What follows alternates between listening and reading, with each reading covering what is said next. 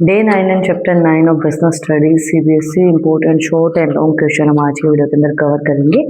Financial management हमारा chapter 9। पिछली जो हमारी वीडियो थी उसके अंदर चैप्टर 8 जो हमारा कंट्रोलिंग था उसके जो भी important short and long question थे वो हमने कवर किए थे। तो अगर आपने वो वीडियो नहीं देखी है तो जो उसका लिंक है वो डिस्क्रिप्शन में है, आप लोग जाके चेक कर सकते हैं।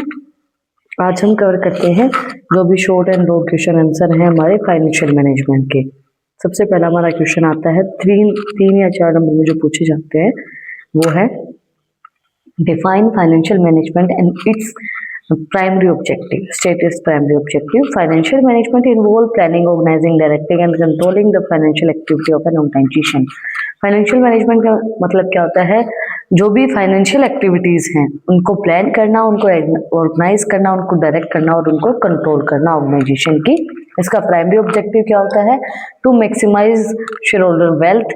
This means maximising the market value of the company equity share. मतलब शेयर होल्डर की वेल्थ को मैक्सिमाइज करना, उनके पास पैसा रखना प्राइमरी ऑब्जेक्टिव होता है और मार्केट के अंदर उनकी इक्विटी को बनाए रखना, इक्विटी शेयर्स के।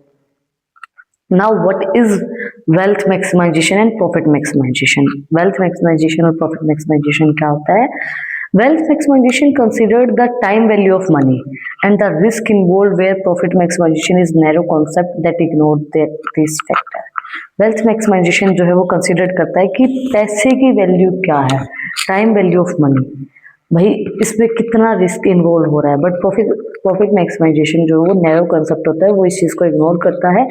Share holder wealth is maximised when the market price of share increase. Share holder की वेल्थ जब मैक्सिमाइज होती है जब जो आपकी ऑर्गेनाइजेशन के शेयर है उनका मार्केट प्राइस बढ़ जाए, तब वेल्थ मैक्सिमाइजेशन होगा। उस प्रॉफिट मैक्सिमाइजेशन एक छोटा सा कॉन्सेप्ट है, wealth maximisation is necessary. Then difference between capital busting and working capital decision. Capital busting relates to long-term investment in fixed assets. Example, buying a new machine. These are irrational and involve high risk.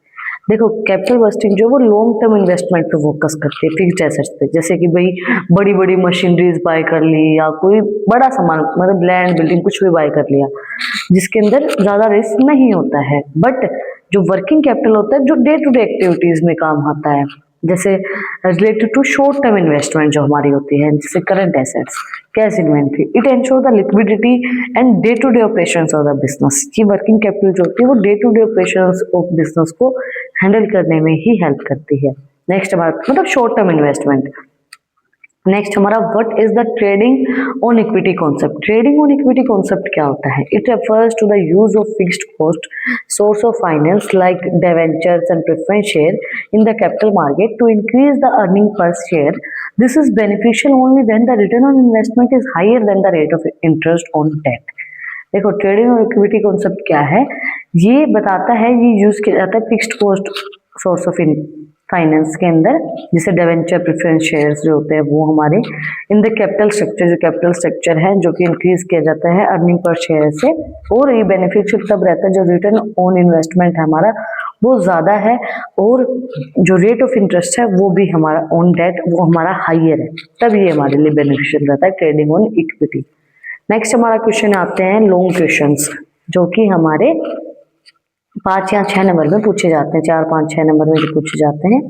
सबसे पहला हमारा question आता है explain in the 3 major financial decision taken by the financial manager. 3 जो important decisions हैं जो financial manager के through लिए जाते हैं। पहला आता है हमारा investment decision, dividing where to invest fund in long term, short term, capital budgeting. मतलब इस चीज को सोचना कि आपका जो इन्वेस्टमेंट है वो कहाँ करनी है, आपको शॉर्ट टर्म इन्वेस्टमेंट करनी है, लॉन्ग टर्म इन्वेस्टमेंट करनी है, क्या करनी है, इन्वेस्टमेंट डिसीजन लेना। देन आता है dividend decision, dividing how much of the profit earned by the company is to be distributed to shareholder and how much should be returned in the business। इस चीज को डिसाइड करना, पता है ये चीज हम पढ़ने में हमें आसान लग रही है कि भाई हाँ डिवाइड करना प्रॉफिट को, भाई कितना शेयर होल्डर को देना है और कितना वापस कंपनी में लगाना है। क्योंकि बहुत बार ऐसा होता है, बहुत से बिजनेसेस इसलिए नहीं चलते हैं क्योंकि लोगों को ये होता है कि प्रॉफिट हो रहा है, प्रॉफिट हो रहा है, वो प्रॉफिट को निकालते रहते हैं, वापस बिजनेस में इन्वेस्ट नहीं करते हैं। उससे उनका बिजनेस कुछ समय चलने के बाद बंद हो जाता है। इसीलिए ये डिसीजन लेना बहुत ज़्यादा इम्पोर्टेंट है, तभी फाइनेंस का जो नॉलेज है वो होना बहुत ज़्यादा इम्पोर्टेंट है, क्योंकि dividend decision is very important कि आपको कितना प्रॉफिट जो है वो शेयर होल्डर को शेयर करना है और कितना प्रॉफिट आपको वापस बिजनेस के अंदर लगाना है। Then financing decision, deciding the quantums of finance to be raised from various long-term sources, equity and debts. उसके बाद ये डिसाइड करना कि जो हमारे फाइनेंशियल डिसीजन है कि भाई कहाँ कहाँ से हमें पैसा बढ़ाना है, इक्विटी देनी है या डेट। मतलब इक्विटी का मतलब क्या है कि शेयर्स इशू करने हैं, या फिर डेट्स का मतलब होता है उधार लेना है।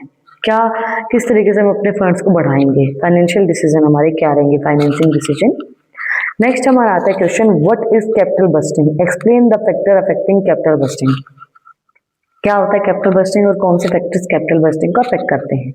Capital budgeting refers to the long-term investment decision regarding where to invest the business funds in various respect to yield a return over a long period. Capital budgeting का मतलब ये होता है कि भाई लॉन्ग टर्म इन्वेस्टमेंट आपको करनी है, कहाँ करनी है वो आपको देखना है, इन्वेस्टमेंट कहाँ करनी है आपको लंबे समय तक, मतलब एसेट्स में जहाँ पे आपको लंबे समय तक फायदा होता रहे। तब इससे पूछा है कि कौन से फैक्टर्स कैपिटल बस्टिंग को के डिसीजन को अफेक्ट करते हैं। तब आते हैं कैपिटल बस्टिंग के अंदर जैसे फाइनेंस में bonds, finch, IPOs, cash flow, current hedging, dividend, RO, interest rate, currency hedging and share repurchase, corporate finance, equity valuation. यहाँ ये सब चीजें फाइनेंस के अंदर इन्वॉल्व की जाती हैं। ये इंपॉर्टेंट है, ये मैंने कैपिटल बस्टिंग के लिए इसलिए आपको शो किया है कि आपको पता है कि आपकी जो फाइनेंस है वो कहाँ कहाँ से आता है। बॉन्ड से आता है, कैपिटल बस्टिंग से आता है, फाइनटेक से आता है, कैश फ्लो से आता है, करेंसी हेजिंग से आता है, डिविडेंड से, आरओआई से आता है। अब कौन से फैक्टर्स अफेक्ट करते हैं जो कैपिटल बस्टिंग के डिसीजन को। सबसे पहला आता है cash flow of the project, cash का फ्लो कितना हो रहा है, इनफ्लो आउटफ्लो कितना हो रहा है, पेमेंट कितनी आ रही कितनी जा रही है। The expected cash receipt and payment over the life of investment should be analyse. ये चीज एनालाइज की जाती है कि कितना हमें पैसा देना पड़ेगा और कितना हमारे पास वापस आएगा।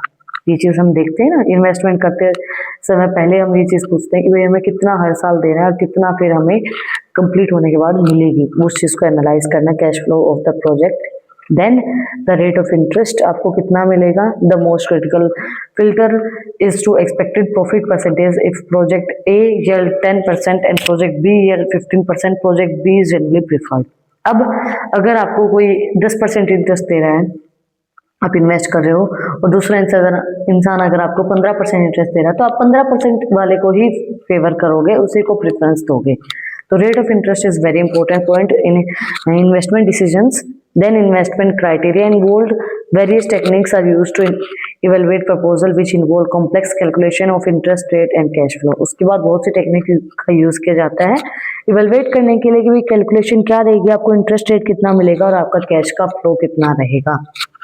नेक्स्ट हमारा जो क्वेश्चन आता है वो आता है explain the factor determining the fixed capital requirement of a company. Fixed capital requirement of the company को कौन से फैक्टर्स डिटरमाइन करते हैं। Fixed capital refers to the investment in long term assets. Fixed capital का मतलब क्या होता है, जो हम इन्वेस्टमेंट करते हैं हमारी लॉन्ग टर्म एसेट्स के अंदर, जैसे मशीनरीज के अंदर, बिल्डिंग के अंदर, लैंड के अंदर, like land, building and machineries. तो उसके पे कौन से फैक्टर्स जो है उनको डिटरमाइन करते हैं। सबसे पहले बिजनेस का नेचर कैसा है, nature of a business.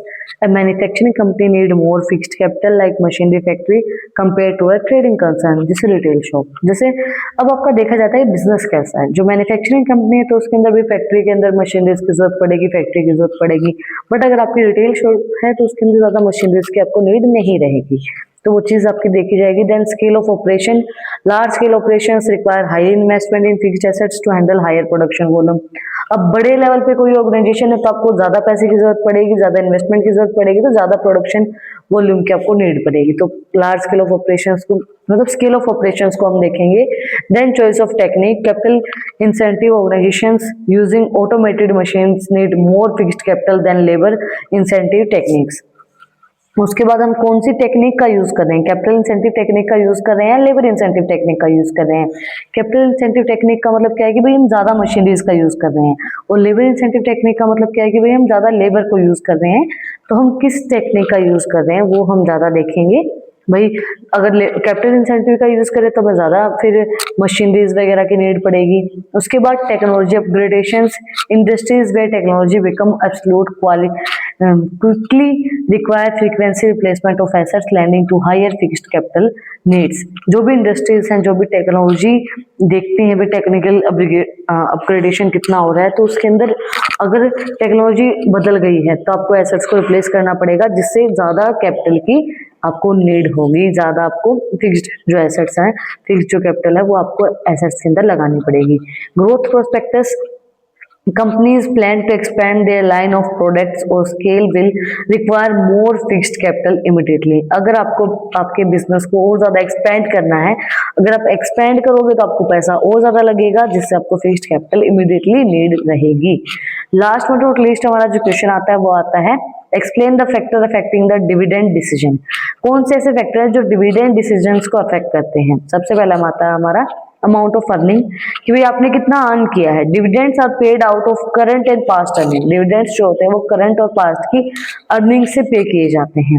Then stability of earning, आपकी जो अर्निंग है वो सुटेबल है या नहीं है। ये तो नहीं कि भाई अब हो गई अगले साल नहीं होगी तो उसके अकॉर्डिंगली भी आपको डिविडेंड देखना पड़ेगा। भाई आपने अभी तो पैसा दे दिया, आगे आप ना दे पाओ, है ना, और फिर आपको कंपनी के अंदर उस चीज की नीड रहे। A company with stable earning can declare higher dividend. अगर कोई ऐसी कंपनी है जिसकी स्टेबल अर्निंग है तो वो ज्यादा डिविडेंड को डिक्लेयर कर सकती है। Growth opportunity, if a company has more many projects it retain more earning and pay less dividend. अगर एक कंपनी के पास ज्यादा प्रोजेक्ट हैं, भाई ये प्रोजेक्ट ज्यादा है, इनके ऊपर ज्यादा काम करना है, तो वो डिविडेंड को कम कर सकती है, क्योंकि उसको अपनी और ज्यादा अर्निंग को बढ़ाना है। ग्रोथ अपॉर्चुनिटी पॉइंट जो है वो हो चुका है। नेक्स्ट हमारा जो है वो है share holder preference. Management usually keep in view the expectations of share holder, example retain investors prefer regular incomes. Management जो है वो यूजुअली देखते हैं कि भाई शेयर होल्डर की क्या एक्सपेक्टेशंस, वो किस चीज को प्रेफर कर रहे हैं।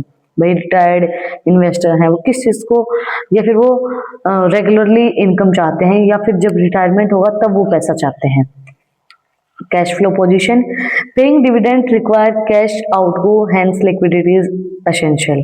उसके बाद कैश फ्लो की पोजीशन में कितना कैश आ रहा है कितना जा रहा है वो भी देखना जरूरी है, ताकि उसके अकॉर्डिंगली आपके जो डिविडेंड है वो पे किया जा सके। कैश फ्लो पोजीशन भी 2 बार हो गया क्या? ये यार 2 बार पॉइंट कैसे हो गए हैं मुझे नहीं पता चल रहा। ये देखो भाई, ये काम ज्यादा करने के नतीजे हैं। मैंने एक पॉइंट 2 बार लिख रखा है, बताओ। नेक्स्ट आता है हमारा price discovery, the interaction of demand and supply of financial assets like determine there price. उसके बाद जो भी इंटरेक्शन हमारी डिमांड एंड सप्लाई को बताते हैं फाइनेंशियल एसेट्स के, जो कि हमें डिटरमाइन करने में हेल्प करते हैं कि भाई प्राइस हमें कितना रखना है। That's it. आज हमने कंप्लीट किए जो भी हमारे short and long question answer थे फाइनेंशियल मैनेजमेंट से रिलेटेड, वो हमने कवर किए हैं। अगर आपको कुछ भी डाउट है, कुछ भी पूछना है तो कमेंट में आप मुझसे पूछ सकते हैं। इन टॉपिक्स की पीडीएफ चाहिए तो टेलीग्राम चैनल का लिंक भी डिस्क्रिप्शन में है, वहाँ पर जाकर आप मुझे फॉलो कर सकते हैं। और भी इंटरेस्टिंग रील्स को देखने के लिए इंस्टाग्राम चैनल का लिंक भी डिस्क्रिप्शन में है, वहाँ पर जाकर आप मुझे फॉलो कर सकते हैं। और अगर यहाँ तक वीडियो को देखा है तो चैनल को सब्सक्राइब करें, बेल आइकन प्रेस करें, क्योंकि नेक्स्ट वीडियो में हम फाइनेंशियल मार्केट के important short and long questions को कवर करेंगे। तो नेक्स्ट वीडियो को देखने के लिए भी बेल आइकन प्रेस करना जरूरी है। फिर मिलते हैं एक नई वीडियो के साथ, एक टॉपिक के साथ। अगर अच्छी इंटरेस्टिंग रील्स देखनी है तो इंस्टाग्राम चैनल का लिंक डिस्क्रिप्शन में है। Thank you for watching my video. Enjoy your life. Shri Radhe Radhe.